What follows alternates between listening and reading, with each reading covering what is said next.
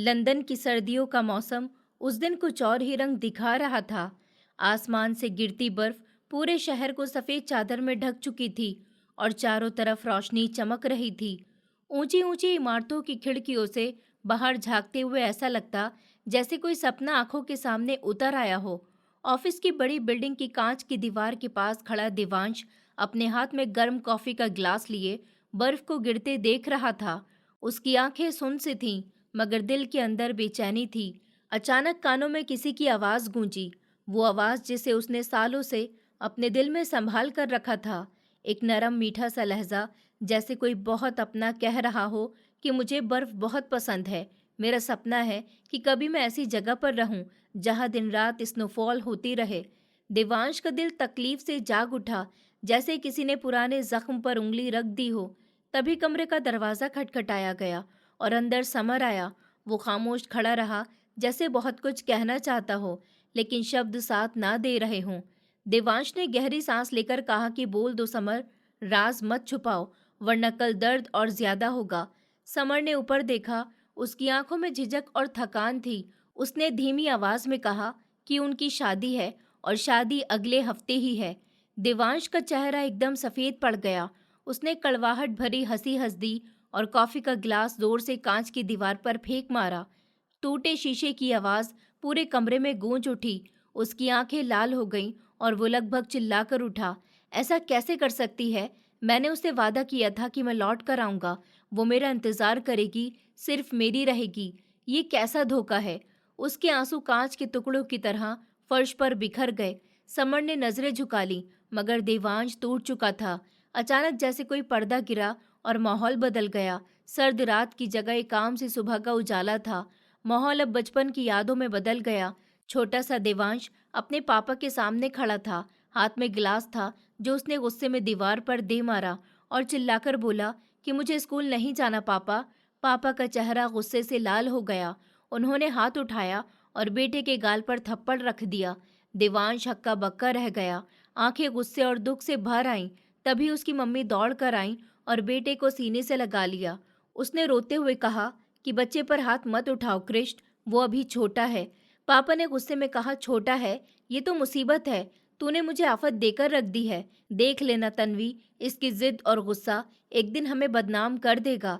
पापा गुस्से से बाहर निकल गए और मम्मी ने देवांश के आंसू पोंछते हुए उसे समझाना शुरू किया कि बेटा, अगर नहीं जाना स्कूल तो मत जा, मैं तुझे जबरदस्ती नहीं भेजूंगी। देवांश ने सिसकते हुए कहा कि मम्मी, मैंने कब कहा कि मुझे पढ़ाई नहीं करनी? मैं बस इस स्कूल में नहीं जाना चाहता, मुझे दूसरे स्कूल में जाना है। मम्मी ने हैरानी से पूछा कि कौन सा स्कूल? वो बड़ा वाला जो मेन रोड पर है। देवांश ने सर हिलाया। मम्मी की आंखें भर आईं। बेटा, वहां जाने के लिए हमारे पास पैसे नहीं है, तेरे पापा ये खर्चा नहीं उठा पाएंगे। देवांश ने जिद में कहा, तो फिर मैं भी स्कूल नहीं जाऊंगा। वो उस वक्त सिर्फ 15 साल का था, मगर उसकी बातें और गुस्सा सबको परेशान कर देता था। दिल से वो मासूम था, पर जिद उसकी जान ले लेती थी। उसे मालूम था कि उसके मामा उसे बहुत चाहते हैं और वो जरूर उसका स्कूल बदलवाएंगे। हुआ भी ऐसा ही। आखिरकार देवांश उसी बड़े स्कूल में दाखिल हो गया जहां वो लड़की पढ़ती थी जिसने उसके दिल में जगह बना ली थी। वो लड़की थी सिया, 9वीं क्लास की सबसे होशियार और समझदार लड़की। उसकी शायरी पूरे स्कूल में मशहूर थी। लंच ब्रेक में जब बाकी बच्चे खेलते या हंसते तो वो अपनी डायरी में लिखती रहती थी।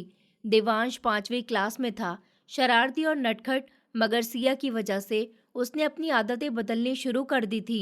वो ब्रेक में चोरी छुपे उसके क्लास के दरवाजे से झांकता और उसकी लिखी शायरी सुन लेता। सिया उसे कभी डांटती नहीं थी, बल्कि नरमी से समझा देती। एक बार असेंबली में उसने देवांश के उलझे बालों को प्यार से ठीक किया और कहा कि देवांश, किसी को मारना अच्छी बात नहीं होती। अच्छे बच्चे झगड़ा नहीं करते। उसी दिन से देवांश ने हाथ उठाना छोड़ दिया। धीरे धीरे वक्त गुजरता गया। देवांश उसे देखे बिना नहीं रह पाता था, मगर सिया सिर्फ 2 साल बाद स्कूल छोड़ गई। उसके जाने के बाद देवांश जैसे खालीपन में डूब गया। वो उसकी क्लास की नहीं थी, न उसकी उम्र की थी, मगर उसके दिल में खास जगह बना गई। देवांश अक्सर खामोश बैठकर उसके बारे में सोचता।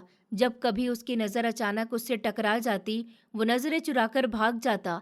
एक दिन हिम्मत करके देवांश उसके क्लास में पहुंचा, मगर सिया वहां नहीं थी। मायूस होकर वो पलटा तो देखा कि सिया पीछे खड़ी मुस्कुरा रही थी। उसने हंसकर कहा, ओह, तो तुम भी हमारे स्कूल में आ गए। पता है, मैंने तुम्हें बहुत मिस किया था।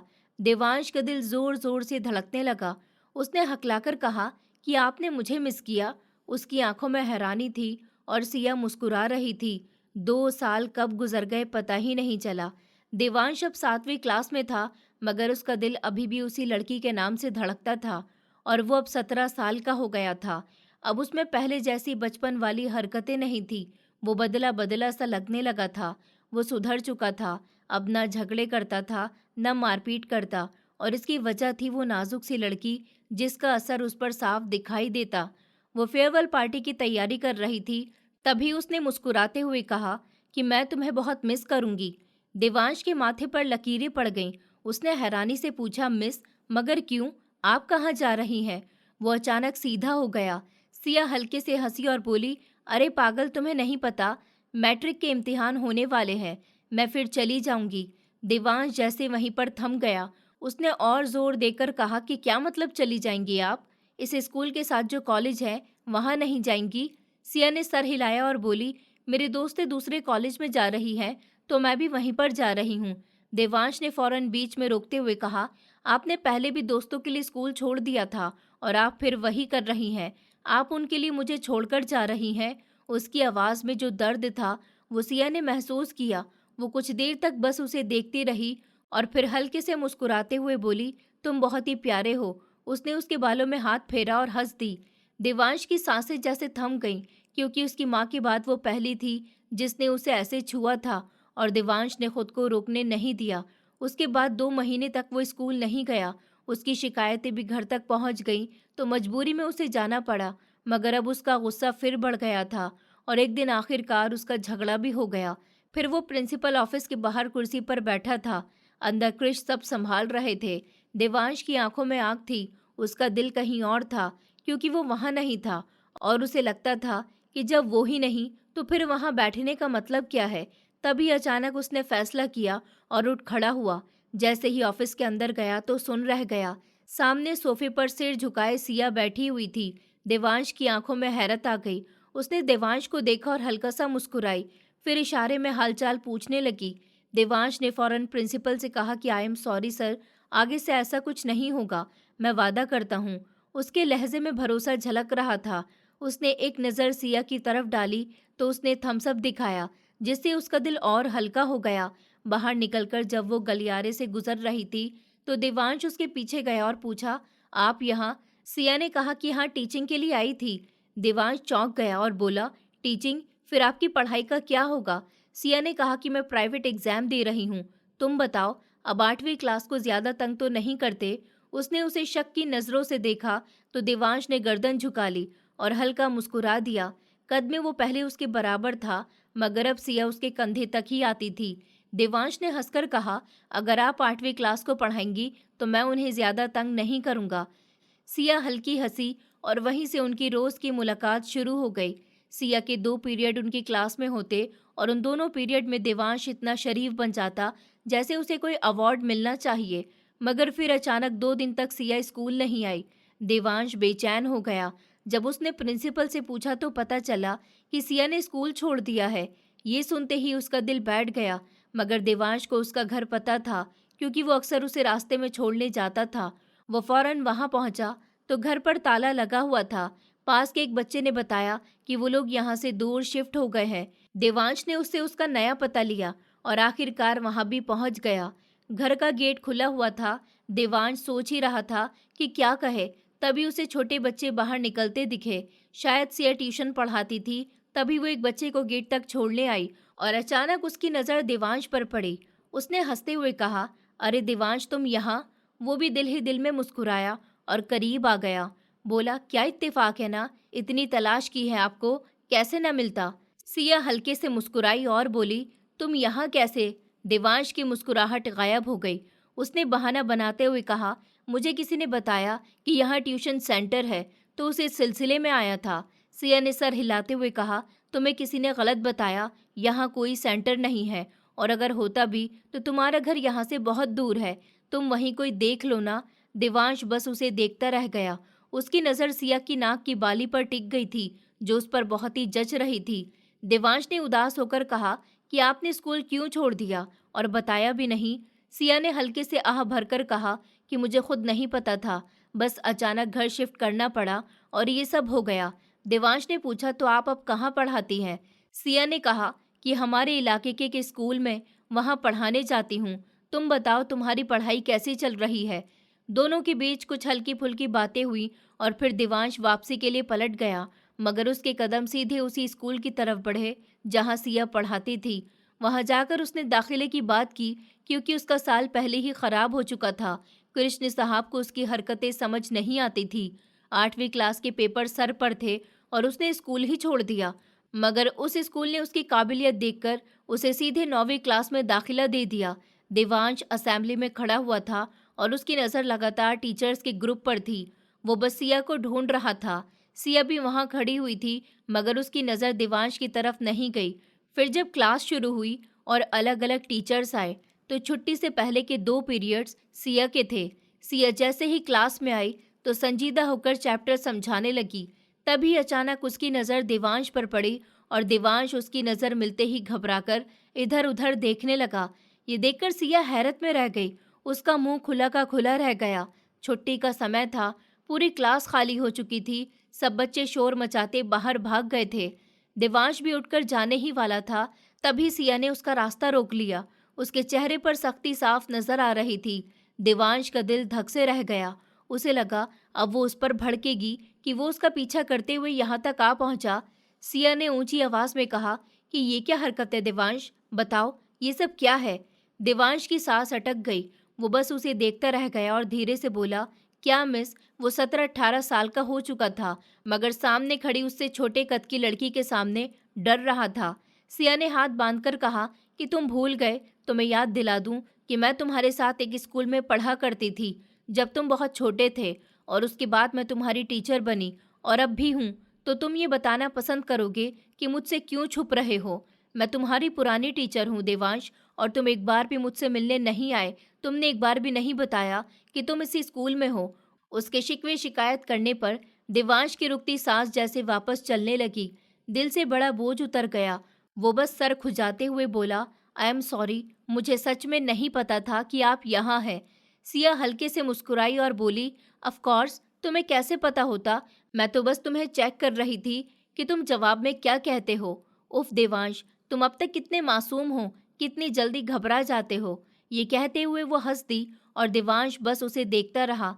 देवांश के लिए अब स्कूल का मतलब बस सिया बन गई थी। वो सिर्फ उसके लिए रोज इतना लंबा सफर तय करके आता। उसने सिर्फ उसी वजह से 2 बार स्कूल छोड़ा और अब उसकी आधी दुनिया उसी पर टिकी हुई थी। सिया पूरी क्लास की तरफ देखकर बोली, ओके, इज दैट क्लियर? सबने हामी भरी, देवांश को छोड़कर। उनके इम्तिहान करीब थे और इस बीच सिया खास तौर पर देवांश पर ध्यान देती थी, क्योंकि उसे समझाना हमेशा थोड़ा बहुत मुश्किल होता। मगर देवांश को और चाहिए भी क्या था? उसे तो बस उसकी अटेंशन चाहिए थी। सिया ने उससे कहा, ओके देवांश, अब मुझे ब्रेक में ऑफिस में मिलना, मैं वहीं पर होंगी। देवांश ने गर्दन झुकाकर हल्की सी मुस्कान दी। आखिर वो पल आ ही गया था जब सिया सिर्फ उसकी तरफ ध्यान देने वाली थी। ब्रेक से 1 घंटा पहले सिया का पीरियड खत्म हुआ। वो किताबों में झुकी काम कर रही थी, तभी दरवाजे पर खटखट हुई। उसने सर उठाया तो देखा देवांश खड़ा हुआ था, लंबा दुबला और अपने ही अंदाज में हसीन सा लड़का। सिया ने मुस्कुराकर इशारे से बैठने को कहा। देवांश फौरन कुर्सी पर आ बैठा। सिया ने नरमी से पूछा, हाँ तो तुम्हें किस चीज़ में दिक्कत है, बताओ तो। देवांश किताब में से एक टॉपिक खोलकर समझाने लगा।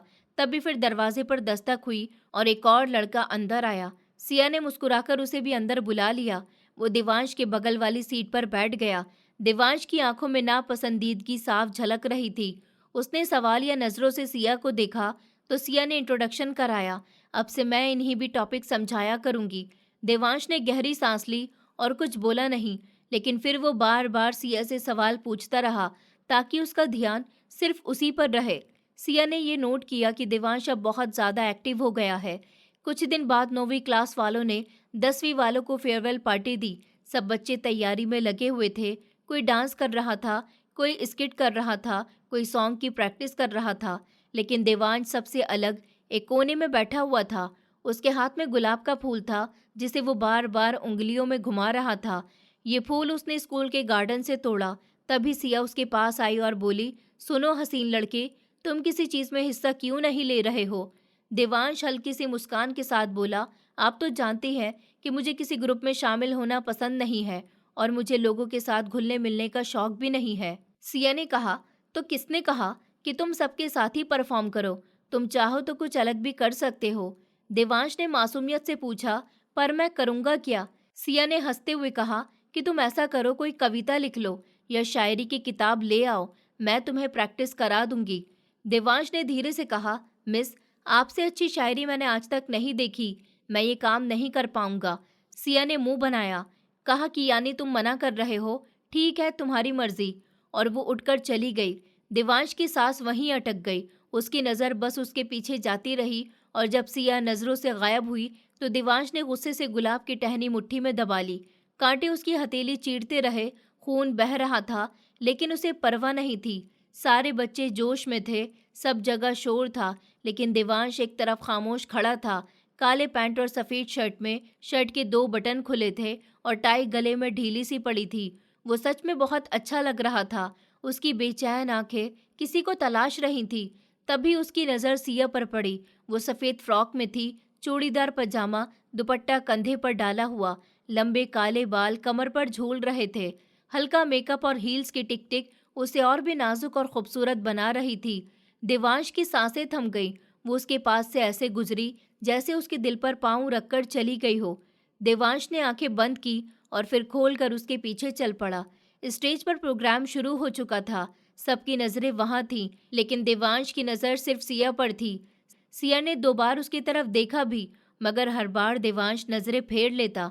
लेकिन अंदर से उसकी नजरें जैसे सिया को आर पार महसूस हो रही थी और सिया खुद हैरान थी कि ये लड़का उसकी आंखों में इतनी गहराई से क्यों देखता है।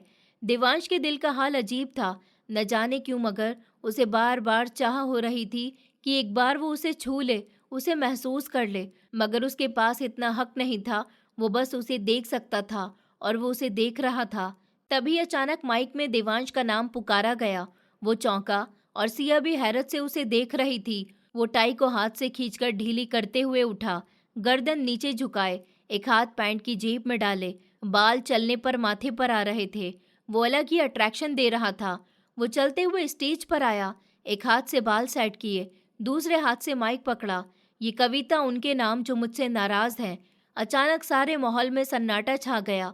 उसके दिलकश आवाज और असरदार अंदाज ऐसा था कि सब सांस रोककर उसे देख रहे थे और वो तो सांस भी नहीं ले रही थी। देवांश ने धीरे धीरे नजरें उठाई।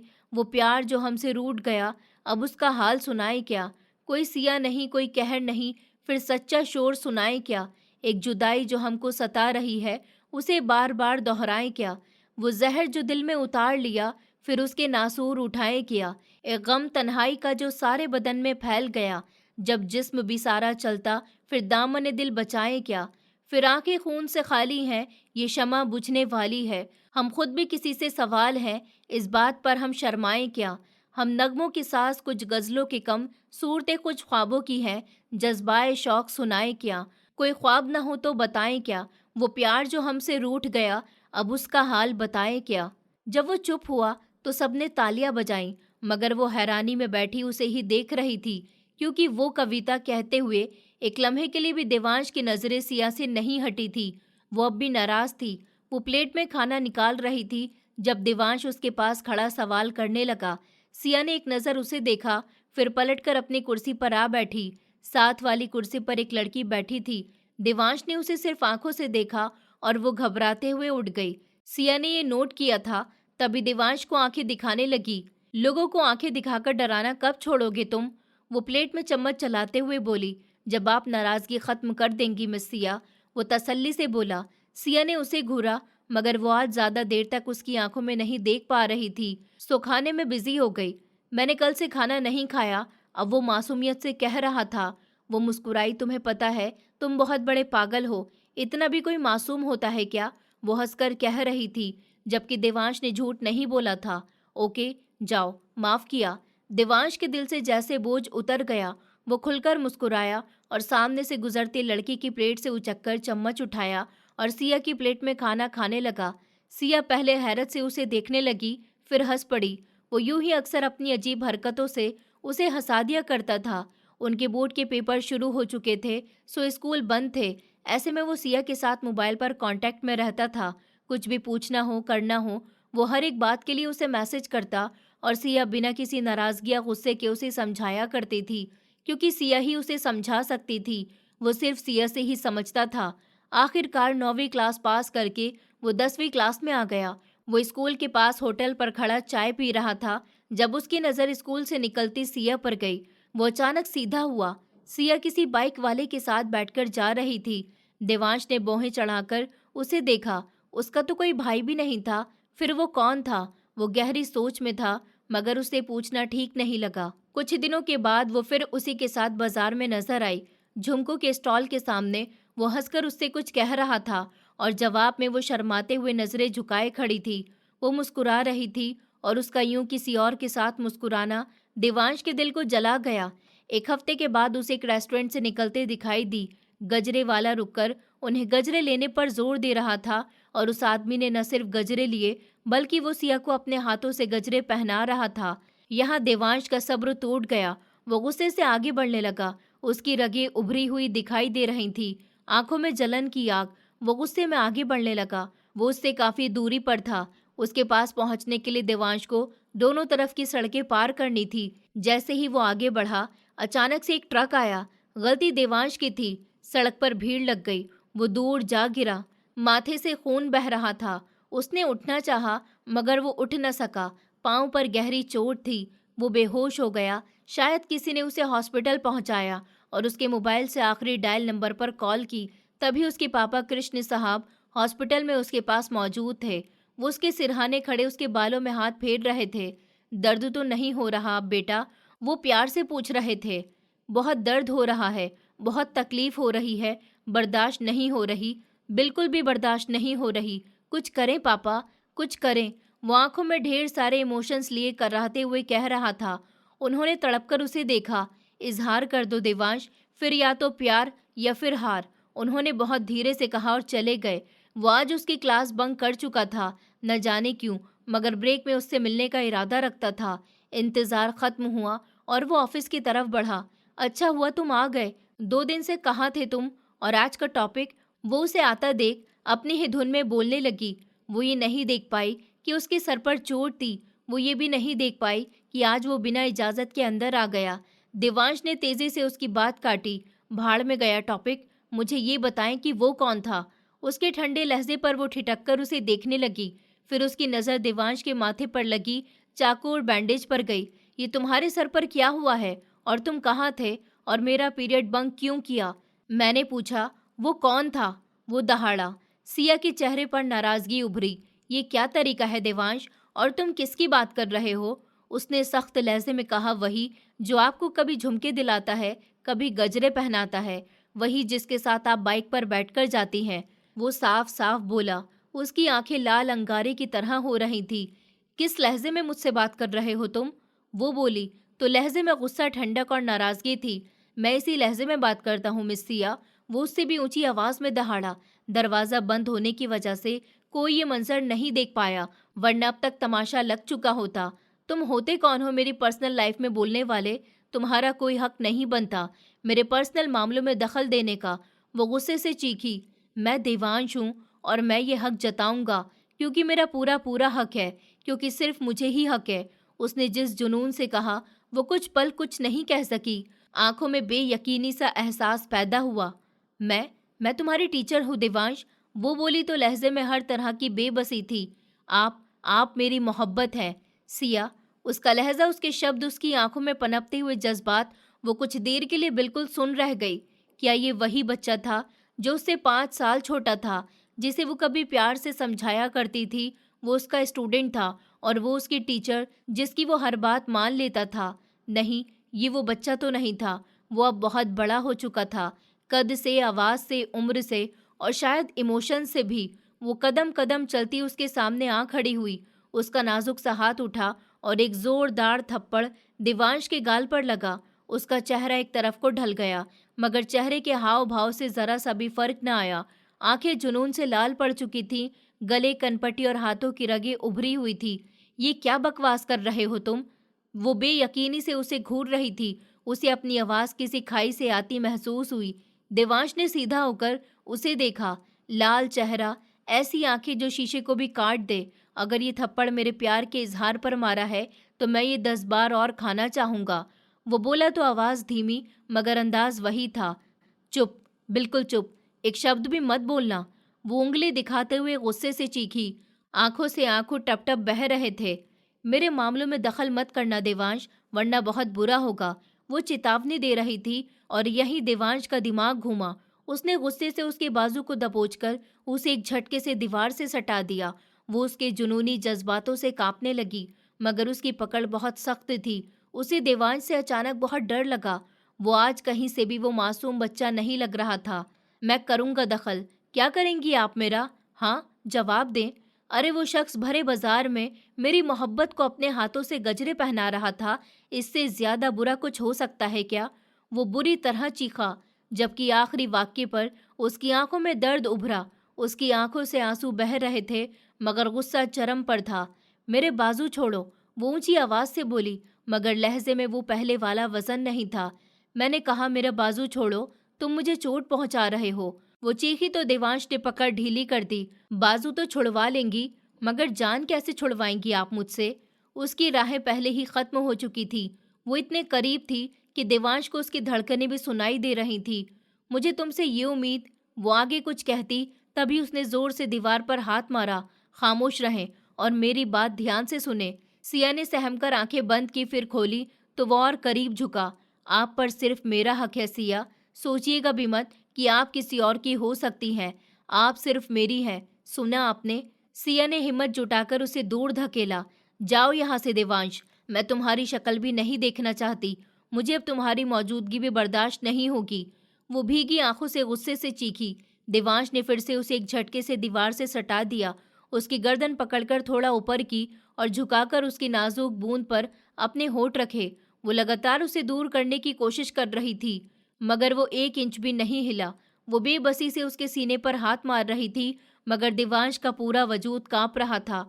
वो पूरी ताकत से उसकी गर्दन पर अपने निशान बनाकर दूर हुआ और एक गहरी सांस उसके चेहरे पर छोड़ी। सिया वहीं जम गई। मेरा वजूद, मेरी शक्ल, भले ही आप बर्दाश्त न करें, मगर मेरा स्पर्श बर्दाश्त करना पड़ेगा। सॉरी, मगर खुद से ज्यादा हक मेरा है आप पर, याद रखिएगा। और अगर आप याद ना भी रखें, फिर भी हर दिन आपको ये निशान मेरी याद दिलाएगा। वो जाते हुए दरवाजा जोर से बंद कर चुका था। सिया ने गहरी सांसें लेना शुरू किया। उसका वजूद बुरी तरह से कांप रहा था। वो यकीनन कुछ दिनों तक स्कूल नहीं आने वाली थी। पूरा 1 हफ्ता वो स्कूल नहीं आई, और जब आई तो लगातार उसे नजरअंदाज कर रही थी। क्लास खत्म करके जब वो बाहर निकली तो ब्रेक हो चुका था। वो ऑफिस में बैठी किताबें पढ़ रही थी जब देवांश अंदर आया। दरवाजे पर हल्के से दस्तक दी। सिया ने सर उठाकर देखा तो धड़कनें बेकाबू होने लगी। वो सर झुकाकर वापस किताब की तरफ ध्यान देने लगी। वो बिना इजाजत के अंदर आया और मुस्कुराकर उसके सामने बैठ गया। आपने मुझे अंदर आने की इजाजत क्यों नहीं दी? अजीब मासूमियत से कहने लगा। तुम्हें भी किसी की इजाजत की जरूरत है भला? वो बिना सर उठाए तंज से बोली। वो मुस्कुराकर उसकी तरफ झुका।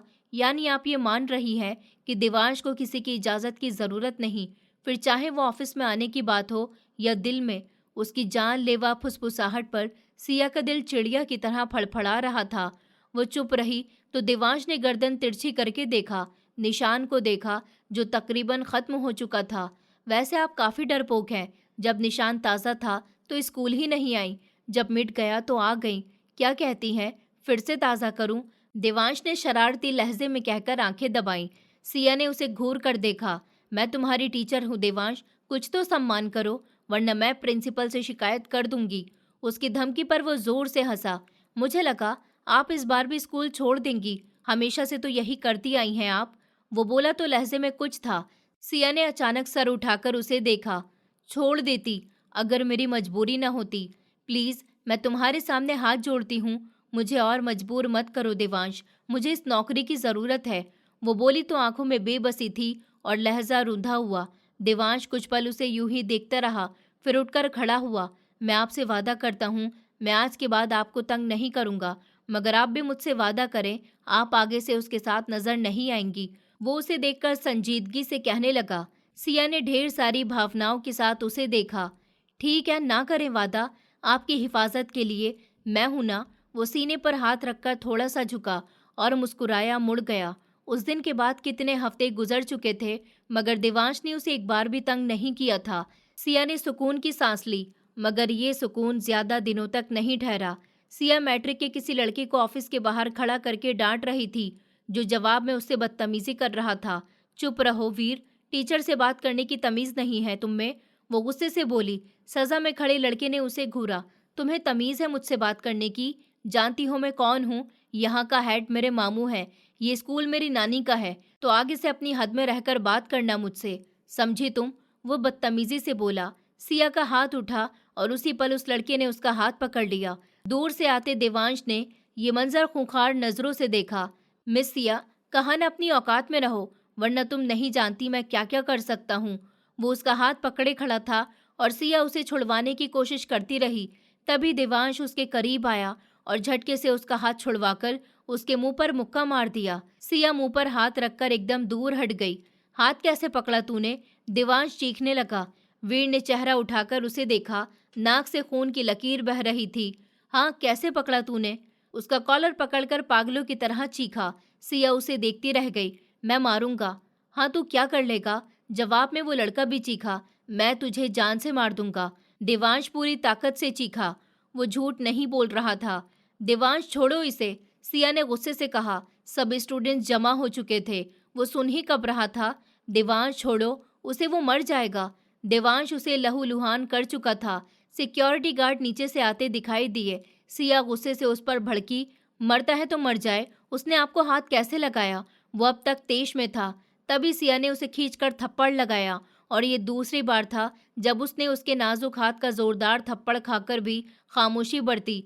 तभी सिक्योरिटी गार्ड आ गए। उसे प्रिंसिपल के सामने लाया गया और प्रिंसिपल ने उसे पूरे 1 महीने के लिए स्कूल से सस्पेंड कर दिया। पूरा 1 महीना वो स्कूल नहीं गया और जब गया तो उसे पता चला कि सिया स्कूल छोड़ चुकी थी। वो पहले जैसा हो चुका था। अजीब हरकतें, लड़ाई झगड़ा, मारपीट, पूरे स्कूल में उसकी बदनामी फैल चुकी थी। वो उसके घर की बेल बजा रहा था। लगातार बजाने पर सिया ने दरवाज़ा खोला तो वो सामने खड़ा था। आंखों में गुस्सा, ढीली सी शर्ट जिसके ऊपरी बटन खुले हुए थे। वो गहरी सांस लेते हुए उसके करीब आया। स्कूल क्यों छोड़ा आपने? वो धीमे मगर सख्त लहजे में पूछने लगा। सिया कदम पीछे हटाकर दरवाज़ा बंद करने लगी। देवांश ने दरवाजे के बीच में पैर अटकाया। वो एकदम डरकर पीछे हुई। देवांश ने अंदर आकर दरवाज़ा बंद किया। सिया को दीवार से सटा दिया। जब मैंने कहा था कि मैं आपको तंग नहीं करूंगा तो स्कूल क्यों छोड़ा? हाँ, उसकी आंखों में देखकर साफ साफ बोला। उसकी गहरी नज़रों से वो नज़रें झुका गई। मैं पूछ रहा हूँ कि स्कूल क्यों छोड़ा? वो दीवार पर हाथ मारकर चीखा तो सिया ने सहमकर आंखें बंद की, फिर खोली। वो सैलरी कम दे रहे थे, उसने कहा।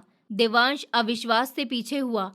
आपने अपनी सैलरी की वजह से स्कूल छोड़ दिया? सिया, आपने एक बार भी मेरा नहीं सोचा? वो बेयकीनी से उसे देखने लगा। वो मैंने एक बार भी ये नहीं सोचा कि मैंने आपके लिए कितने स्कूल बदले। आपने एक बार भी मेरे बारे में नहीं सोचा। उसकी आंखों में बेयकीनी थी। What do you mean? वो समझ न पाने के अंदाज में बोली। पहले 2 बार आपने अपने दोस्तों के लिए स्कूल छोड़ा।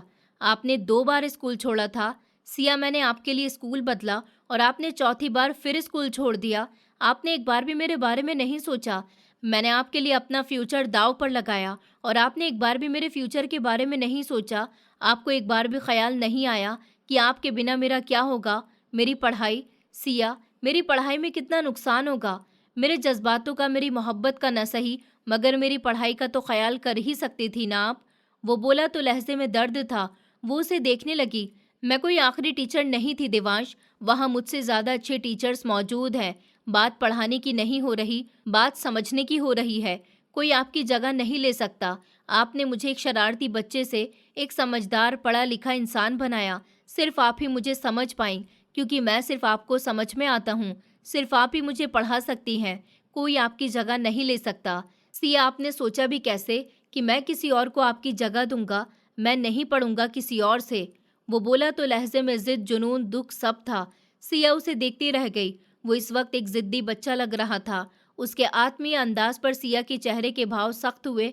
नहीं पढ़ना तो मत पढ़ो और निकलो यहाँ से, इससे पहले कि कोई तुम्हें देख ले और मुझ पर ताने कसे। उसके लहजे में अजनबीपन था। वो पीछे होता गया, इतने की गेट से बाहर निकल गया। वो आगे बढ़कर गेट बंद करने लगी, तभी वो बोला, स्कूल से तो निकल आई आप, लेकिन मेरे दिल से कभी नहीं निकल पाएंगी। मैं जान दे दूंगा, इतना चाहता हूँ आपको। उसके इमोशनल शब्दों पर सिया ने गुस्से से दरवाज़ा बंद कर दिया। वो गहरी सांस लेकर पलट गया। स्कूल जाना उसने तकरीबन छोड़ दिया था। वो सिया के घर के आसपास ही रहता था, अक्सर रात भर उसके घर की तरफ रहता। एक दो बार सिया ने उसे देखा भी था और उसी की वजह से उसने घर से बाहर निकलना छोड़ दिया था। वो उसका नंबर तक ब्लॉक कर चुकी थी। दिवांश का हाल बिगड़ चुका था। वो सिगरेट होठों में दबाए उसके घर के आसपास आवारागर्दी करता रहता। इसी तरह एक दिन सिया के घर से कुछ लोग निकलते नजर आए। उसे लगा शायद कोई मेहमान हो, मगर कुछ दिनों बाद घर पर मिठाई के डब्बे लाए जा रहे थे। उड़ती उड़ती खबर मिली कि उसका रिश्ता तय हो चुका था और यही देवांश का दिल डर गया। वो मौका देखकर उसके घर की छत पर चढ़ चुका था। चुपके से नीचे उतरा तो घर अंधेरे में डूबा हुआ था। एक कमरे का दरवाजा खुला दिख रहा था। अंदर से रोशनी आ रही थी। रात के 2 बजे का वक्त था जब सिया के कमरे का दरवाजा खुला और वो अंदर आया। वो अपने ससुराल से आए कपड़े देख रही थी। उसे वहां देखकर सिया के पैरों तले जमीन खिसक गई। तुम न जाने कितने दिनों की प्यासी थी। उसकी आंखें प्यासी की तरह सिया को देख रही थी। जब सिया ने उसे हाथ पकड़कर अंदर की तरफ खींचा, दरवाजा लॉक किया, उसके स्पर्श पर देवांश की आंखों में जज्बात उमड़ आए। तुम यहाँ क्या कर रहे हो? तुम्हारा दिमाग खराब है क्या? वो धीमे मगर सख्त लहजे में डांट रही थी। मैं क्या करूं? मैं तो सिर्फ आपको देख रहा हूं सिया, वो उदास होकर कह रहा था। उसकी आंखें नम थीं। तुम क्यों आए हो यहाँ? तुम क्यों मेरी इज्जत का तमाशा बना रहे हो देवांश? वो बोली तो लहजे में बेबसी थी। और जो आप मेरे जज्बातों का, मेरी मोहब्बत का तमाशा बना रही हैं, उसका क्या? देवांश ने एक नज़र उसके बेड पर पड़े नए कपड़ों पर डालते हुए सख्त लहजे में कहा। वो उसका इशारा समझ गई। अपने दिल से गलत ख्याल निकाल दो देवांश, मैं तुमसे बड़ी हूँ, तुम अभी बहुत छोटे हो, वो संजीदगी से कहते हुए पलटने लगी। देवांश ने उसे पकड़कर दीवार से सटा दिया। मुझे इतना छोटा मत समझे सिया, मैं अगर कुछ करने पर आया तो आपकी सांसें रुक जाएंगी। वो उसके बिल्कुल करीब होकर बोला। सिया का दिल जोरों से धड़कने लगा। इस सगाई से इनकार कर दें, मैं अपने माता पिता को आपके घर भेजूंगा आपका हाथ मांगने, वो अब नरमी से कह रहा था। सिया ने उसे ऐसे देखा जैसे उसका दिमाग खराब हो गया हो। मैं तुमसे पूरे 5 साल बड़ी हूँ देवांश, उसने जोर देकर कहा। कि मोहब्बत में उम्र मायने नहीं रखती। मेरी जान, आप मुझे एक्सेप्ट तो करें, मैं आपकी ज़िंदगी खूबसूरत ना बना दूँ तो कहना। देवांश आंखों में कई हसरतें लिए कह रहा था। उसने उसकी आंखों में आंखें डालकर ताने से भरी मुस्कान दी। वो क्या मेरी ज़िंदगी खूबसूरत बनाएगा, जो खुद अपने मामा के पैसों पर पल रहा हो? उसके ताना देने पर देवांश उसे देखता रह गया। क्या है तुम्हारे पास जो मैं तुमसे शादी करूं? कुछ भी नहीं हो तुम। देवांश हो, वो जो मेरे घर रिश्ता लाया है, वो सिर्फ मोहब्बत के बेस पर नहीं लाया, वो कमाता है। उसकी गांव में अपनी ज़मीनें हैं, शहर में उसके मार्ट्स हैं।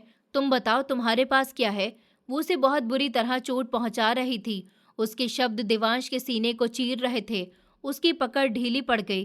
तुम्हें पता है देवांश, वो महीने के 10 लाख रुपए कमाता है, अपने सारे कारोबार की तनख्वाह मिलाकर 10 लाख के करीब, और तुम्हारे पास तो खाने तक के पैसे नहीं।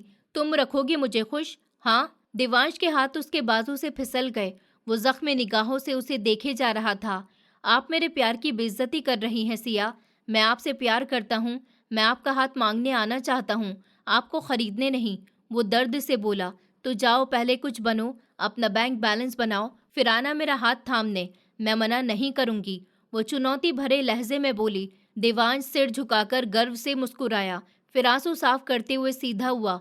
ठीक है, मेरा वादा है आपसे, मैं ज़रूर आऊँगा, लेकिन आप अपनी बात से मुकर मत जाइएगा, क्योंकि अगर ऐसा हुआ तो याद रखिएगा, मैं फिर आपका हाथ मांगने नहीं आऊँगा, बल्कि छीन लूँगा। समझी आप? वो गर्दन उठाकर बोला। उसकी आंखों में सच्चाई थी। सिया खामोश रही। वो दरवाजे की तरफ बढ़ गया, फिर रुका। ये मत समझिएगा कि मैं बड़ी बड़ी बातें कर रहा हूँ, मैं ज़रूर आऊँगा, मेरा इंतज़ार कीजिए। आप मेरी अमानत हैं, और अगर मेरी अमानत में किसी ने धोखा किया तो मैं उसकी जान ले लूँगा। वो ठंडे लहजे में कहकर वहाँ से चला गया। पीछे वो तेज तेज सांसें लेते हुए सिर पकड़कर वहीं बैठ गई। ये उनकी आखिरी मुलाकात थी जो देवांश ने अब सिया से की थी, और आज वो अपने ऑफिस में कांच की दीवार के सामने खड़ा टूटे शीशे को देख रहा था। पिछले वक्त की किताब बंद हुई और प्रेजेंट का दौर शुरू हुआ। वो कल सुबह ही यहाँ से अपने शहर जाने का इरादा रखता था। ये सब उसकी मेहनत थी। उसने सब कुछ अपनी मेहनत से हासिल किया। हाँ, थोड़ी बहुत मदद उसके मामा ने की थी, मगर ये सिर्फ वो जानता था कि उसने पढ़ाई और काम को साथ साथ कैसे मैनेज किया। और आज 4 साल बाद जब वो उस मुकाम पर पहुंच गया था कि उसके घर रिश्ता लेकर जा सके, तो उसे एक ऐसी खबर मिली कि उसकी दुनिया ही हिल गई। उसने सोच लिया था कि अब वो उससे मांगेगा नहीं बल्कि छीन लेगा। बहुत मोहब्बत की है मैंने आपसे, मगर आपको मेरी मोहब्बत नहीं बल्कि मेरी नफरत देखने का शौक है तो ठीक है, मैं सब आपको बताऊंगा कि मैं क्या चीज़ हूँ। सिया, वो 24 साल का खूबसूरत नौजवान जो दिन रात की मेहनत के बाद अब एक कामयाब बिजनेसमैन बन चुका था, वो उस 29 साल की लड़की के प्यार में पागल होकर उसे अपना बनाने जा रहा था। वो अपने कमरे में बैठी खूबसूरत और नाजुक हाथों पर लाल मेहंदी से लिखे अपने होने वाले पति का नाम देखकर मुस्कुरा रही थी। आखिरकार आज वो खूबसूरत दिन आ ही गया जब उसकी शादी थी। सिया ने एक नज़र खुद को आईने में देखा और मुस्कुरा दी। उसके चेहरे पर कुदरती चमक आ चुकी थी। थोड़ी देर में उसकी सहेलियों ने उसे दुल्हन बना दिया और अब वो लाल रंग के भारी भरकम जोड़े में सजी आईने के सामने बैठी अपने होने वाले पति से वीडियो कॉल पर बात कर रही थी। थोड़ी देर बाद सारे मेहमान उनके घर से थोड़ी दूर बने शादी हॉल में मौजूद थे। दुल्हा दुल्हन मंडप में बैठे थे। पंडित जी ने मंत्र पढ़ने शुरू किए। सिया का दिल खुशी से बाग बाग हो रहा था। ये शादी नहीं हो सकती। क्या कर रहे हो? वो चीखते हुए बंदूक लोड करता हुआ आंधी तूफान की तरह वहां आया। उसके गार्ड्स ने सब पर बंदूक तान दी। सिया ने चौंक कर गर्दन उठाई। उसके पैरों तले से जमीन खिसक गई। तो आखिरकार देवांश अब अपना वादा पूरा करके दिखा रहा था। वो आ चुका था। कुछ पल के बाद उसे अपना बनाने की खातिर खूंखार नजरों से उसे घूरता हुआ मंच पर आ रुका। सिया के पापा गुस्से से खड़े हुए, मगर वो बंदूक दूल्हे की कनपटी पर तान चुका था। अगर चाहते हो अपनी जिंदगी बचाना तो पहली फुर्सत में यहाँ से निकल जाओ। वो 32 साल का मर्द गुस्से से खड़ा था। कौन हो तुम लड़के? सिया का होने वाला पति बोला। देवांश ने उसका कॉलर पकड़कर उसे सिया के बराबर से दूर हटाया और मंच से नीचे धक्का दे दिया। वो गिर गया। सिया मुंह पर हाथ रखे ये सब देख रही थी। एक गहरी बरसाती निगाह सिया पर डालकर उसने अपने गार्ड को इशारा किया। गार्ड ने पंडित जी की कनपटी पर बंदूक तान दी। पंडित जी, क्या मुझे अलग से बोलना पड़ेगा?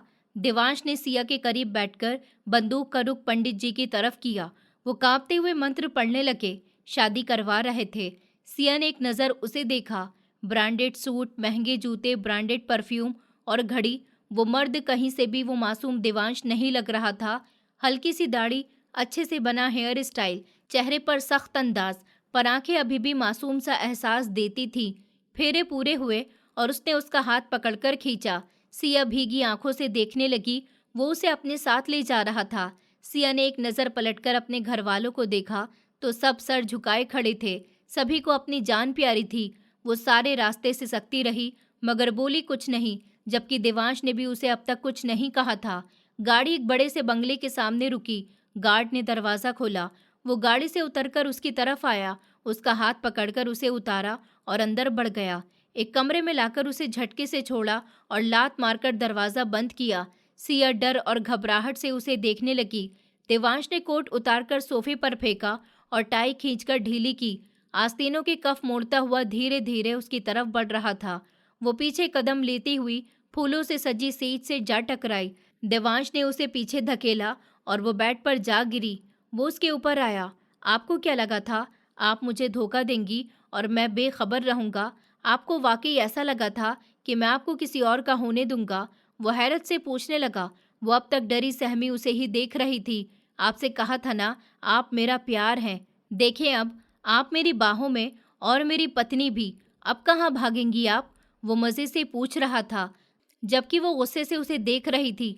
तुमने ज़बरदस्ती शादी की है मुझसे, बंदूक की नोक पर। तुम्हें लगता है तुमने मुझे हासिल कर लिया? वो ताने से भरे अंदाज में कहने लगी। देवांश भरपूर मुस्कुराया। लगता है आप भूल गईं, तो मैं आपको याद दिला दूं कि मैंने कहा था मैं आपका हाथ मांगने आऊँगा, आप मेरा इंतज़ार कीजिए। और मैंने ये भी कहा था कि अगर आप अपनी बात से मुकर गईं तो मैं आपको छीन लूँगा।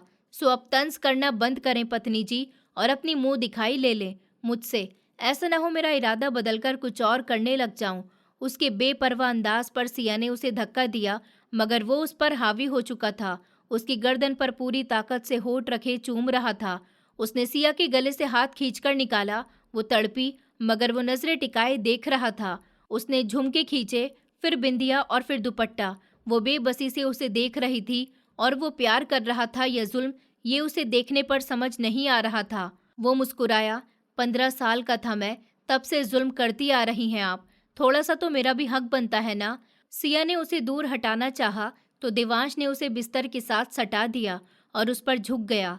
सिया को तड़पता देख उसे सुकून ही तो मिल रहा था। उसकी सिसकियां पूरे कमरे में गूंज रही थी। प्लीज मत करो, प्लीज जो करना है जल्दी करो, वो गहरे जज्बातों से भरे लहजे में बोली, तो वो उससे दूर होकर गहरा मुस्कुराया। सिया ने उसे हैरानी से देखा, तो वो उठकर दूर चला गया। सो जाओ, मेरा मूड नहीं है कुछ करने का। वो उसे देखती रह गई थी। वो किस तरह उसके जज्बात जगाकर खुद नहाने चला गया। वो यूं ही लेटी गहरी सांसें लेती रही, फिर खुद को संभाल कर उठ बैठी। उसका मूड अचानक ही बिगड़ गया। जब वो नहाकर बाहर आया, तो वो कपड़े बदल चुकी थी। देवांश बाल सुखाते हुए बिस्तर पर आया और लेट गया। सिया उसे गुस्से से देखने लगी। वो बिना शर्ट के सो रहा था। सिया का मन किया कि उसे 2 लात मारकर बिस्तर से गिरा दे। जब उसकी आंख खुली, तो सिया ने अपने पास सोता पाया। वो गहरा मुस्कुराया। यही तो उसका सपना था कि एक दिन वो उसके पास यूं ही सो रही हो। सिया ने जैसे ही करवट ली, देवांश उस पर हावी हो गया। सिया उठ जाओ, वो उसके कान में धीरे से बोलने लगा। सिया ने आंखें खोली, तो उसे देख रही थी। वो एकदम दूर हुई, फिर गुस्से से उसे घूरने लगी। उसके इस तरह घूरने पर वो सिर पीछे कर कर हंसा। यानी तुम चाहती थी कि मैं कल रात तुम्हारे साथ रोमांस करूं? वो जवाब दिए बिना उठकर बालों का जूड़ा बनाने लगी। कैसा लगा जब मैंने तुम्हारे जज्बात खराब किए?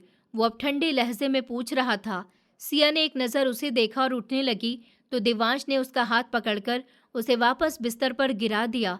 मेरे सवाल का जवाब दो सिया, कैसा लगा जब मैंने तुम्हारे जज्बातों का मजाक बनाकर तुम्हें बीच में ही छोड़ दिया? बुरा लगा था ना? मुझे भी ऐसा ही महसूस हुआ था जब तुमने मेरे प्यार का, मेरे इश्क का मजाक बनाया था। वो सीरियस होकर कह रहा था, तभी उसकी नज़र सिया की मेहंदी लगे हाथों पर गई, जहाँ किसी का नाम लिखा था। उसने एक नज़र सिया को घूर कर देखा। ये क्या है? ये उसका नाम है जिसके लिए मैं 4 सालों से इंतजार कर रही थी। सिया ने सर उठाकर कहा। उसकी आंखों में नमी थी। देवांश कुछ पल उसे देखता रहा, फिर गुस्से से उठा। उसका हाथ पकड़कर उसे खींचता हुआ कमरे से बाहर ले गया। देवांश, क्या कर रहे हो? छोड़ो मुझे। सिया परेशान होने लगी, मगर देवांश ने उसकी एक न सुनी। वो किचन में लाकर अब अलमारी खोल खोल कर कुछ ढूंढ रहा था। जब उसकी नज़र लाइटर पर पड़ी, सिया ने हैरानी से उसे देखा। देवांश ने लाइटर जलाकर सिया की हथेली का वो हिस्सा जला दिया जिसमें उस आदमी का नाम लिखा था। वो बुरी तरह तड़पी। देवांश प्यार के जुनून में अंधा हो चुका था। जितना दर्द उसे मिला था, अब वो उससे भी उतना ही तड़पाना चाहता था। बात सुनो मेरी, मैं बार बार तुम्हें यूं ही तड़पाऊंगा क्योंकि ये मेरा हक है, मगर कभी तुम्हें पूरी तरह से हासिल नहीं करूंगा क्योंकि मैं चाहता हूं कि तुम खुद मुझे इजाज़त दो, और तुम्हारी इजाज़त की मैं रेस्पेक्ट करता हूं।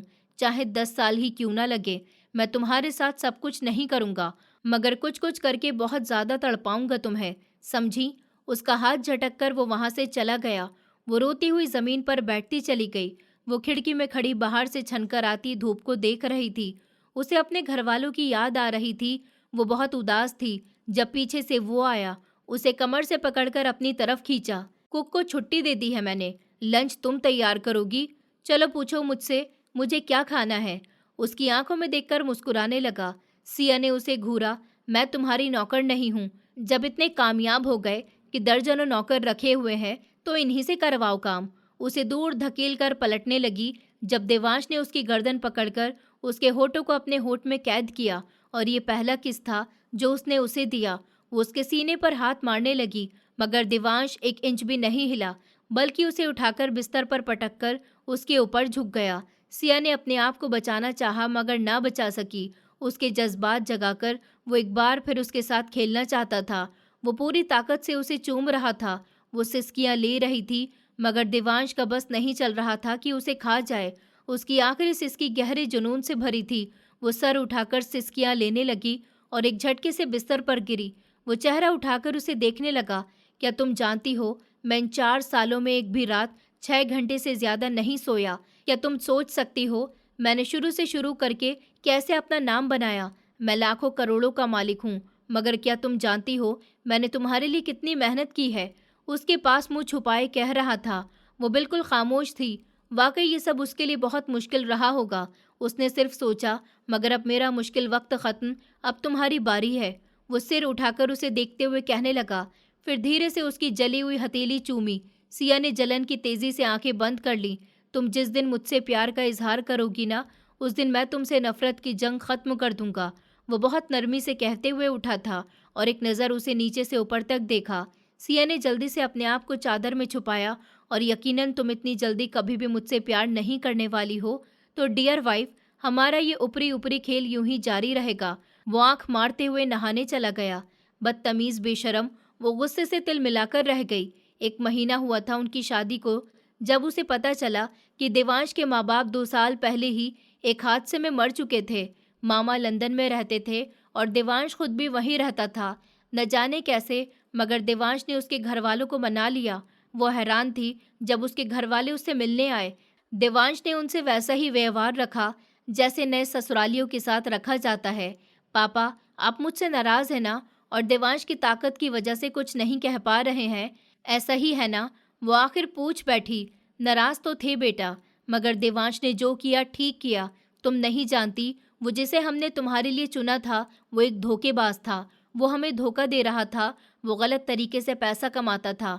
उसके पापा उसके होने वाले पति के बारे में बता रहे थे और वो हैरत और सदमे से सुन रही थी। तो क्या वाकई वो किसी बुरे इंसान के हाथों जाने से बच गई? वो नाश्ता करके घर में यूं ही टहल रही थी जब उसकी नज़र लॉन में पुशअप्स करते देवांश पर गई। वो रुककर उसे देखने लगी। वो बिना शर्ट के था। उसकी बॉडी परफेक्ट थी। जिस्म पसीने से भीगा हुआ था। सांसें तेज थीं। उसकी नज़रों की गर्मी पर वो रुककर उसे देखने लगा तो वो घबराकर अंदर चली गई। जब वो कमरे में आई तो वो नहाकर बिना शर्ट के खड़ा था। वो वापस जाने लगी तो वो मुड़ा। रुको। वो रुककर उसे सवालिया नज़रों से देखने लगी। तुम्हें किसी ने नहीं सिखाया कि हस्बैंड के साथ कैसे पेश आते हैं? वो भवें चढ़ाकर पूछ रहा था। क्या मतलब? क्या मतलब का क्या मतलब है? खुश करो मुझे। वो बिना शर्ट के खड़ा सिर्फ तौलिया लपेटे था। उसकी बात पर सिया शर्म से लाल हो गई। तुम्हें शर्म नहीं आती जो अब ये बेशर्मों वाले काम मुझसे करवाने की सोच रहे हो? वो घबराहट से इधर उधर देखते हुए बोली। जब वो मुस्कुराकर उसके करीब आया। खुश करना मतलब पति की सेवा करना, उसके कपड़े प्रेस करना, उसके लिए नाश्ता बनाना, अच्छे अच्छे खाने बनाना। तुम क्या समझी? वो बनावटी हैरत से पूछने लगा। तो सिया ने उसे घूर कर देखा कि भाड़ में जाओ। वो उसे धक्का देकर जाने लगी तो देवांश ने गिरते गिरते उसका हाथ पकड़कर खींचा और दोनों ही बिस्तर पर जा गिरे। वो आंखें बंद करके चीख रही थी और वो उसके चेहरे के एक एक नक्श को ध्यान से देख रहा था। वो आज भी उतनी ही प्यारी थी जितनी 4 साल पहले थी। देवांश ने उसकी सांसें बंद कर दी थी और उसके एहसास देने पर वो बुरी तरह से तड़पी, मगर फिर खुद को उसके हवाले कर दिया। वो धीरे से दूर हटा कि मुझे आज भी इंतज़ार है कि तुम खुद मुझे इजाज़त दो। मुझे इजाज़त कब दोगी सिया? वो अब मासूमियत से पूछ रहा था। उसे वो आज वही मासूम सा हसीन लड़का लगा था। उसके नरम पड़ने पर सिया पिघल ही गई थी।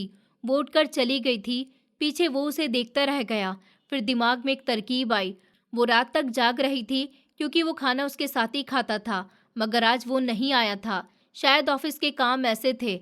सिया टीवी देख रही थी जब वो कमरे में आया। सिया ने एक नज़र उसे देखा। वो मुस्कुराते हुए अपनी ही धुन में अंदर आ रहा था। कान में ईयरबड्स लगे हुए थे। वो कोट को सोफे पर जहाँ सिया बैठी थी फेंक कर बिस्तर पर जा लेटा। हाँ, खाना वाकई बहुत अच्छा था। शायद तुम्हारी मौजूदगी की वजह से अच्छा लगा होगा। सिया के कान खड़े हुए क्योंकि वो जिस अंदाज में कह रहा था यकीनन दूसरी तरफ कोई लड़की होगी। नहीं नहीं, मेरी बीवी मेरा इंतज़ार नहीं करती। वो खाना जल्दी खा लेती है। उसने रुककर एक नज़र सिया को देखा, फिर ना में सर हिलाकर कहने लगा। सिया ने खा जाने वाली नज़रों से उसे घूरा। वो उसकी वजह से अब तक भूखी थी और वो कहीं और खाकर आ चुका था। अच्छा चलो तुम सो जाओ। हाँ यार, आज सुकून की नींद आएगी। सोचा था आज रात तुम्हारे फ्लैट में ही रुकूंगा।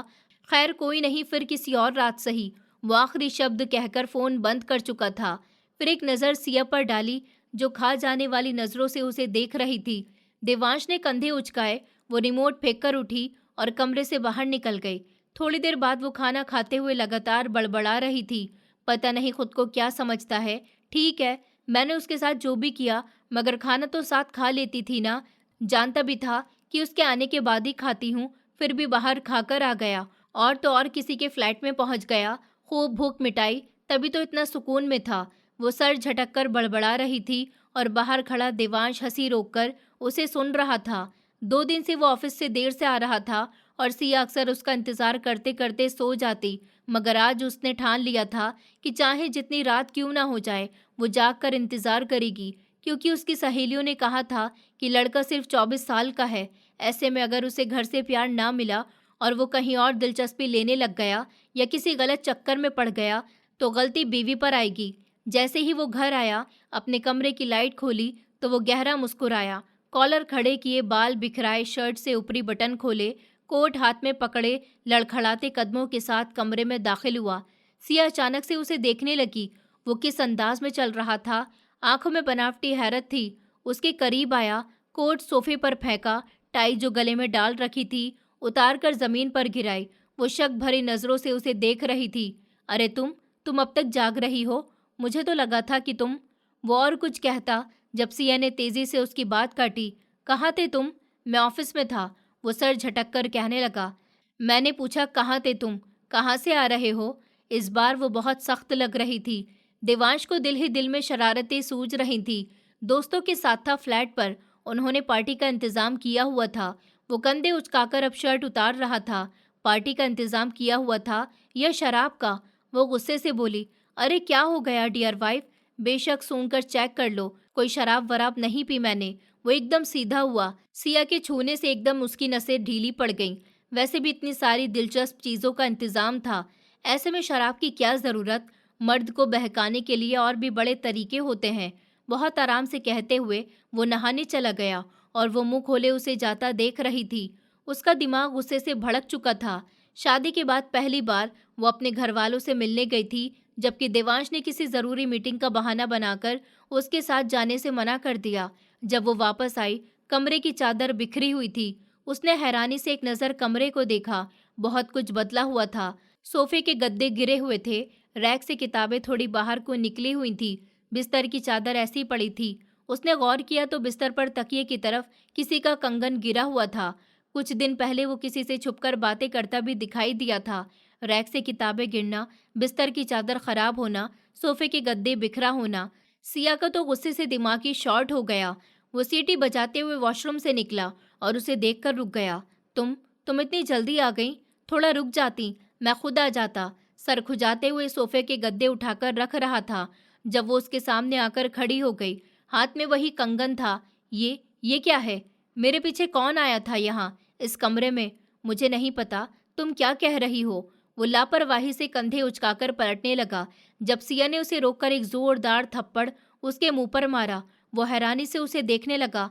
तुम्हें मैं बेवकूफ़ लगती हूँ? हाँ, किसी लड़की को लेकर आए थे तुम मेरे पीछे? वो गुस्से से ऊंची आवाज में बोली। तमीज से बात करो, जवाब में वो भी चीखा। शट अप, अब तुम मुझे तमीज सिखाओगे जो खुद किसी से अफेयर चला रहे हो? वो गुस्से में चीखी। तो क्या गलत कर रहा हूँ? हाँ, जब घरवाली मुझे करीब नहीं आने देती तो बाहर मुंह मारना पड़ेगा ना। वो भी उसी अंदाज में चिल्लाया था। सिया उसे हैरानी से देख रही थी। उसकी नज़र फिसलकर देवांश की गर्दन पर गई जहां लाल निशान था। उसे लगा जैसे किसी ने उसके पूरे जिस्म में आग लगा दी। ठीक है देवांश, ठीक है, सब खत्म, मुझे नहीं रहना तुम्हारे साथ। वो कंगन उसके सीने पर मारकर उसका सूटकेस भरने लगी।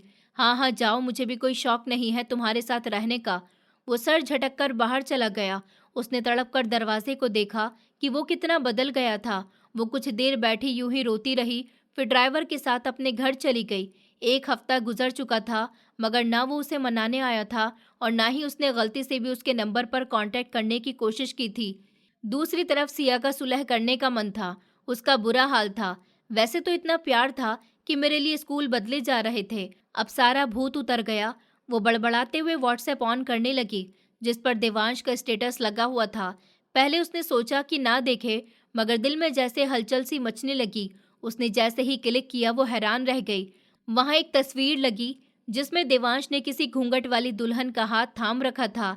जलन और गुस्से से सिया का दिमाग गर्म होने लगा। तभी उसके पास एक अननोन नंबर से कॉल आई। सिया ने जैसे ही रिसीव की देवांश के दोस्त की आवाज़ सुनाई दी, भाभी आप कहाँ हैं? घर वापस आ जाओ, आपका घर टूट रहा है। आप सुन रही है ना? भाभी वो शादी कर रहा है, प्लीज़ घर वापस आ जाओ, वरना वो हाथ से निकल जाएगा। आप उसे हमेशा के लिए खो देंगी।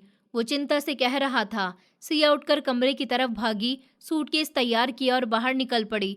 आंसू आंखों से लड़ियों की तरह बह रहे थे। जब वो वहां पहुंची तो बड़े हॉल में गुलाब के फूल सजे हुए थे, मगर वहां कोई भी नहीं था। उसकी नज़र अपने कमरे की तरफ गई तो वो सीढ़ियां चढ़कर ऊपर आई। बैग भी उसके साथ ही था। उसने जैसे ही दरवाज़ा खोला, सामने का मंजर देखकर उसके होश ही उड़ गए। पूरा कमरा फूलों से भरा हुआ था। लाल कपड़े में एक दुल्हन बैठी थी। उसने घूंघट पहन रखा था और देवांश उसकी गोद में सिर रखे लेटा था और घूंघट के नीचे झांकते हुए हंस रहा था। उसे देखकर सिया और देवांश दोनों चौंक गए। तुम यहाँ क्या कर रही हो? देवांश के चेहरे पर नापसंदीदगी थी, जबकि सिया उसे गुस्से भरी नजरों से घूर रही थी, लेकिन आंखों में अलग तरह का दर्द था। क्या करने आई हो यहाँ? सिया ने कहा, तलाक लेने। देवांश ने हाथ हिलाकर कहा, ओ प्लीज कल आना, अभी हम बिजी हैं। सिया सूटकेस सोफे पर रखकर देवांश की तरफ बढ़ी। ये तुम्हारी मोहब्बत थी? हाँ, मुझे छोड़कर तुम इस औरत से प्यार दिखा रहे हो, ठीक है। मैं तुमसे खुश नहीं थी तो इसका क्या मतलब कि तुम दूसरी शादी कर लोगे? सिया ने गुस्से में कहा, दूसरी शादी करना क्या सही है? वैसे भी मेरे पास वजहें थी। बीवी करीब नहीं आने दे रही तो मैं क्या करता, कहाँ जाता? देवांश ने मासूमियत से कहा। सिया ने उसे घूरा, लेकिन अब मैं वापस आ गई हूँ। अब इसे मेरे कमरे से निकालो, ये मेरा कमरा है। उसने लड़की को देखकर चीखा, ऐसे कैसे निकालूं? ये घर, ये कमरा, यहाँ तक कि मैं खुद इसके नाम हूँ। देवांश ने सर हिलाकर मुस्कुराया। सिया ने बाजू चढ़ाकर उसे घूरा। ओह सच में? तो मतलब ये यहाँ से नहीं जाएगी? रुको, मैं तुम्हारे लिए कुछ गिफ्ट्स लेकर आई हूँ। मैं सोच रही हूँ क्यों ना इसे अभी दे दूँ। सिया खतरनाक अंदाज में मुस्कुराई। हाँ हाँ दे दो, 100 बार स्वागत है, लड़की ने पतली आवाज में कहा। देवांश ने शक भरी नजरों से सिया को देखा। सिया ने सूटकेस खोला, पहले चिमटा, फिर ब्लेड, फिर हैंगर और आखिर में फ्राइंग पैन। देवांश आंखें फाड़कर उसे देख रहा था, जो पूरे अंदाज में मुस्कुरा रही थी। तो डियर सौतन, तुम पहले कौन सा गिफ्ट लेना पसंद करोगी? सिया ने उस लड़की से पूछा। जो तुम दो मैं ले लूंगी, लड़की ने पतली आवाज में कहा। सिया ने मुस्कुराते हुए फ्राइंग पैन उठाया। देवांश हैरानी से उसे देखता रहा। ओए सिद्धांत, भाग, तेरी भाभी पागल हो गई। देवांश ने सिया का फ्राइंग पैन पकड़कर चीखा। लड़की ने घूंघट फेंका और भागा। दरअसल वो कोई लड़की नहीं थी, बल्कि देवांश का दोस्त सिद्धांत था। ओए भाभी पागल हो गई, ओए बचाओ मुझे। सिद्धांत कमरे में दौड़ने लगा, औरतों की तरह, जबकि सिया उसे देखकर आंखें फाड़ रही थी। सिद्धांत, यही तो है जो तुम्हारे पीछे मुझसे मिलने आया था। यार, कोई लड़की का चक्कर नहीं है, कसम ले लो। देवांश ने नरमी से उसका हाथ पकड़कर फ्राइंग पैन रख दिया। तो फिर उस दिन बिस्तर की चादर, गद्दे और कंगन? सिद्धांत ने बताया। वो कंगन, वो तो मेरी गर्लफ्रेंड का था। भाभी, दरअसल आपके पति ने मुझे किराए पर रखा था। वो कंगन गिराने के लिए मैंने उससे 2,000 रुपये लिए और बुक रैक से किताबें गिराने के 5,000, गद्दे बिखेरने के 3,000, बिस्तर की चादर खराब करने के 10,000, उसकी गर्दन पर निशान बनाने के 5,000 और पार्टी के लिए 5,000, तो कुल 20,000 रुपये। अब उसने उंगलियों पर गिनकर बताया। सिया हैरानी से देवांश और सिद्धांत दोनों को देख रही थी। ये सब तुमने किया था? तुम्हें शर्म नहीं आई? सिया ने गुस्से में कहा। शर्म क्यों आएगी भाभी, ये तो अच्छा बिजनेस है। सिद्धांत ने इत्मीनान से कहा। बिजनेस के बच्चे, तुम्हें तो अभी मैं बताती हूँ। सिया ने हैंगर लेकर सिद्धांत की तरफ बढ़ा तो वो कूदकर कमरे से भाग गया। देवांश ने सिया का हाथ पकड़कर अपनी तरफ खींचा तो वो उसे मुस्कुराती नजरों से देख रहा था। तुम्हें क्या लगा मैं किसी और में दिलचस्पी रखता हूँ? देवांश ने नरम लहजे में कहा। सिया की आंखों में आंसू आ गए। छोड़ो मुझे, मुझे तुम्हारे साथ नहीं रहना, जा रही हूँ मैं। सिया ने कहा। अरे कम ऑन यार, वरना मुझे ढूंढना पड़ेगा। देवांश ने नाराज होकर कहा तो सिया पलटकर खूंखार नजरों से उसे देखने लगी। मैं तुम्हारा खून पी जाऊंगी देवांश, फिलहाल तो मुझे पीने दो। उसने सिया को गोद में उठाया और बिस्तर पर लिटाया। वो अभी भी नाराज थी। देवांश ने नरमी से उसके होठों पर अपने होठ रखे। चलो अब कह दो कि तुम्हें जलन हो रही थी। अब वो मजे से कह रहा था, जबकि सिया शांत हो चुकी थी। तो क्या नहीं होनी चाहिए थी? सिया ने नम आंखों से देखा। देवांश ने बारी बारी उसकी आंखों पर होठ रखे। मैं तुम्हें कभी नहीं छोड़ूंगा सिया। छोड़ना होता तो इतने साल इंतजार न करता तुम्हें पाने के लिए। तुम वक्त लो, जितना चाहो मैं इंतजार करूंगा। सिया ने नम आंखों से देखा। देवांश ने बारी बारी उसकी आंखों पर होठ रखे। मैं तुम्हें कभी नहीं छोड़ूंगा सिया। छोड़ना होता तो इतने साल इंतजार न करता। तुम्हें पाने के लिए तुम वक्त लो, जितना चाहो मैं इंतजार करूंगा। ये कहते हुए उसने सिया के माथे पर होंठ रखे और फिर पीछे हट गया तो सिया ने उसे कॉलर से पकड़कर ऊपर गिराया। कहने लगी कि मान लिया, मैं हार गई, तुम जीत गए। तुम्हारा इश्क सच्चा था, हथियार डाल दिए मैंने। प्लीज मुझसे अब दूर मत जाना। तुम्हें हर चीज की इजाजत है, मगर मुझसे दूर नहीं जा सकते, सिया ने नरम लहजे में कहा। देवांश मुस्कुराते हुए उसके सीने पर सर रखकर उठा। आज तुम सब कुछ खुद करोगी, करोगी ना? देवांश ने कहा। रात गहरी होती गई और देवांश की मोहब्बत और बढ़ती गई। दोस्तों, उम्मीद करती हूँ आपको हमारी कहानी पसंद आई होगी। कहानी पसंद आई है तो वीडियो को लाइक करें, चैनल पर नए हैं तो चैनल को सब्सक्राइब करें और हाँ, नोटिफिकेशन बेल को ज़रूर दबाएं ताकि अगली अपडेट सबसे पहले आपको मिले।